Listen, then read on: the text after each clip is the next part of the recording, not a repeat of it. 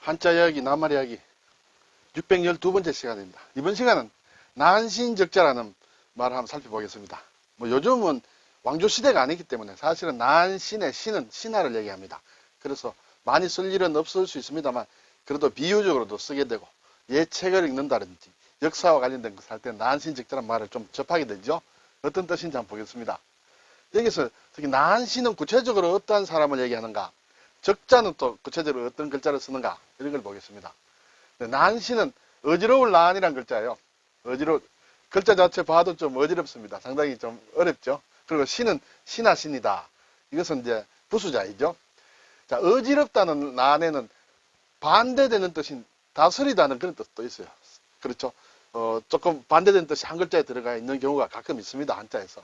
자, 이 글자를 보면 이러한 글자, 정말 어지러운 글자입니다. 그리고 이러한 글자가 있다. 이렇게 되겠죠. 이 글자는 자세히 뜯어보면 엉킨 실패의 시를 아래 위에서 손으로 푸는 모양이다. 이렇게 되겠습니다. 여기서 손을 찾아보면 이게 손이지요. 손톱조는 손이에요. 그렇죠? 손톱조는 손이다. 그리고 여기에도 손이 있습니다. 또자가 손이죠. 네. 이것은 실패가 있다. 이렇게 되겠죠. 실패가 있는데 여기에 실이 이렇게 엉겨가 있다. 네. 이것이 실이다. 이렇게 보고 실패다. 모양이 이제 이렇게 좀 바뀌었을 뿐이죠. 그래서 실이 실패해서 엉겼을 때 풀어야 되겠죠.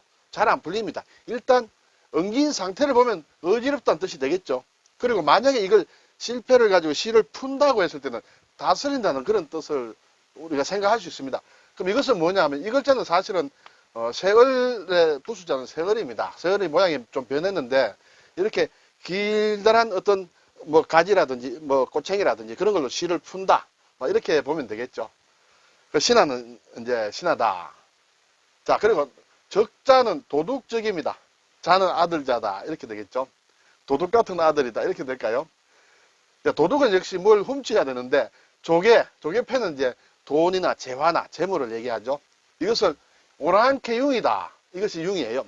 융이 이렇게 어떤 재물을 빼앗는다. 그렇게 볼 수 있겠죠. 여기서 보면 역시 창과자가 있습니다. 창과는 무기가 되겠죠. 이 부분에 있는 글자는 여러 가지로 볼 수 있습니다만 일반적으로 갑옷이다. 이렇게 볼 수도 있겠죠. 그래서 옛 글자를 보면 좀 그렇게 되어 있습니다. 그래서 도적 같은 아들이다. 그래서 적자다. 이렇게 되겠죠. 그러면 이제 난신과 적자를 따라 한번 보겠습니다. 난신은 나라를 어지럽게 하는 신하다. 그렇죠? 난신이 들끓는 난세다. 이렇게 얘기할 수 있습니다. 요즘은 뭐 신하라는 개념이 없으므로 난신이라 하면 좀 이상하지만 어쨌든 비유적으로는 표현할 수가 있겠죠. 그리고 두 번째는 이제 완전히 반대되는 뜻이에요. 난시에, 어지러운 시기에 나라를 잘 다스리는 신하다. 반대가 되죠.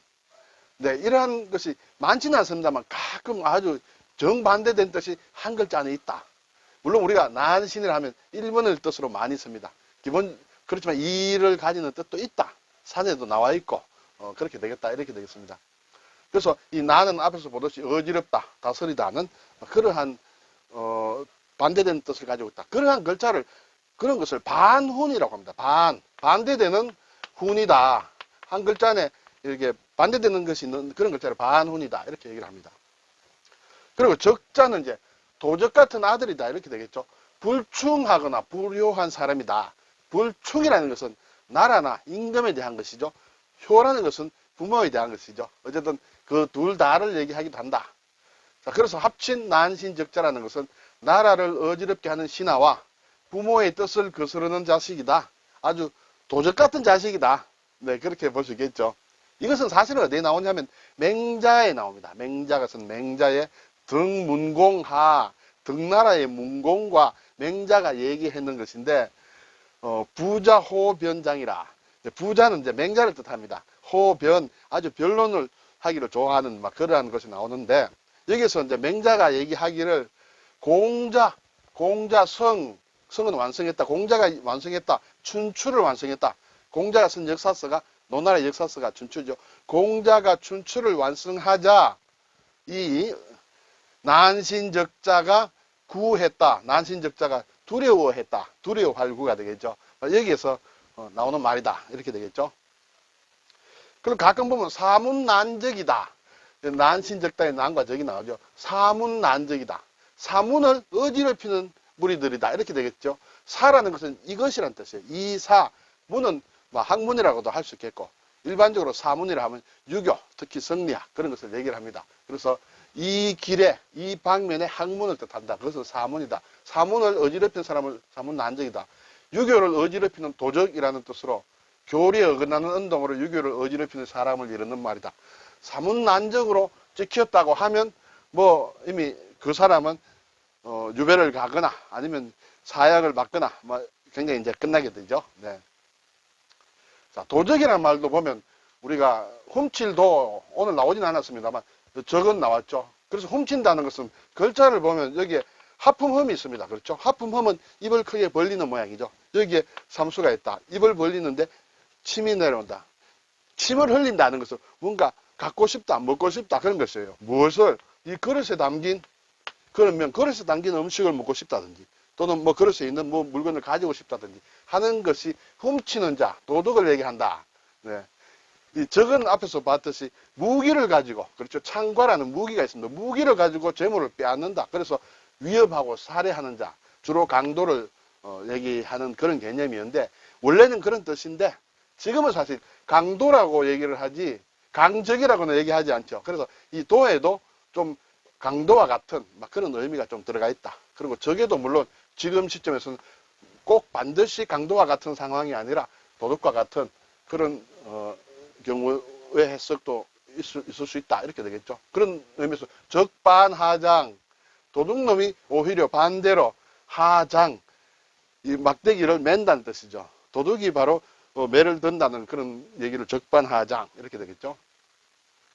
이 오랑캐 융자와 관련해서 오늘 도둑 적자가 들어갔습니다. 그런데 여기에 실사를 붙이게 되면 융을 얘기합니다. 우리가 천을 얘기할 때 융이 있죠. 융단이다, 카페트, 양탄자를 얘기할 때 융단이라고 하죠. 글자가 복잡습니다만 이 융자를 알면 되겠죠. 여기에서 단도 이것이 단입니다. 발음을 그대로 가지고 왔습니다. 그런데 오랑캐 중에서는 일반적으로 옛날 중국 사람들은 동서남북을 다 오랑캐라 했어요. 그래서 특히 서쪽 오랑캐를 서융이라 했다. 뭐 이렇게 우리가 볼 수 있습니다. 그럼 동이, 서융, 남만, 북적 이런 것을 우리가 학교 다닐 때 좀 배웠죠. 근데 글자 모양은 비슷한데 뜻이 다른 게 있습니다. 여기에는 경계할 개죠. 창과가 있는데 이렇게 되어 있으면 오랑캐 융이고 여기에 하나가 더 있다. 그러면 이것은 경계한다는 뜻의 경계의 개예요. 이 두 개를 헷갈리면 안 되겠죠. 이것은 두 손으로 받들 공이다. 두 손으로 창을 들고 있다. 그렇게 경계를 하고 있다. 이렇게 되겠죠. 여기 나무목을 붙이면 형틀이다. 또 말서문을 붙이면 경계할 개다. 말로 이렇게 훈계를 하고 경계를 할 때 쓰는 그런 글자가 되겠습니다. 오늘 난신적자, 난신, 나라를 어지럽히는 신하와 적자, 도적과 같은 자식이다. 이렇게 볼 수 있습니다. 감사합니다.